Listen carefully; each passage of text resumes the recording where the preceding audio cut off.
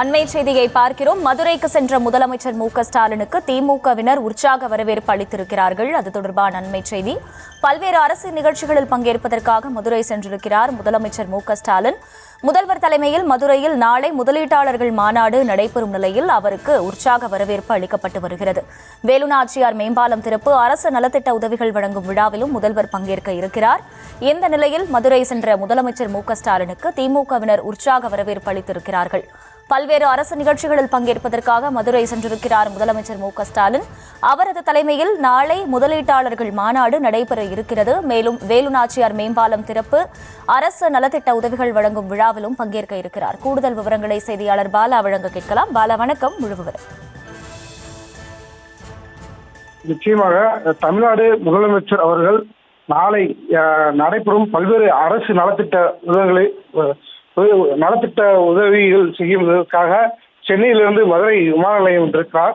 அவர்களுக்கு கட்சி சார்பாக மிக உற்சாக வரவேற்பு அளிக்கப்பட்டிருக்கிறது. அதாவது நாளை காலை மேலமடை அப்போலோ சந்திப்பு பகுதியில் வேலுநாச்சியார் மேம்பாலம் திறக்கப்படுகிறது. அதே போல் காலை 9 மணிக்கு முதலீட்டாளர் மாநாடு நிகழ்ச்சி நடைபெறுகிறது. காலை 10 மணிக்கு உத்தங்குடி கலைஞர் திடலில் புதிய திட்டங்களுக்கான அடிக்கல் நாட்டு விழா மற்றும் அரசு நலத்திட்டங்கள் வழங்கும் விழா போன்ற பல்வேறு நிகழ்ச்சியில் கலந்து கொள்கிறார்கள். உத்தங்குடி பகுதியில் 1,70,70,000 பேருக்கு பட்டா வழங்குதல் மற்றும் பல்வேறு அரசு நலத்திட்டங்கள் வழங்குகிறார்.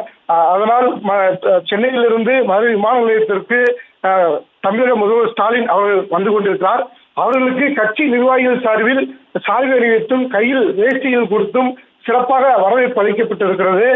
அமைச்சர் மூர்த்தி தலைமையில் பிடிஆர் பழனிவேல் தியாகராஜன், மாவட்ட செயலாளர்கள், தொண்டர்கள் என ஏராளமானோர் வழி நெடுகளிலும் அவர்களுக்கு உற்சாக வரவேற்பு அளித்துக் கொண்டிருக்கிறார்கள்.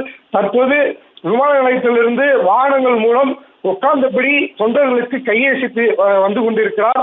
அவர்கள் உற்சாக வரவேற்பு அளிக்கப்பட்டிருக்கிறது. தொண்டர்கள் உற்சாகமாக வரவேற்பு அளித்திருக்கிறார்கள்.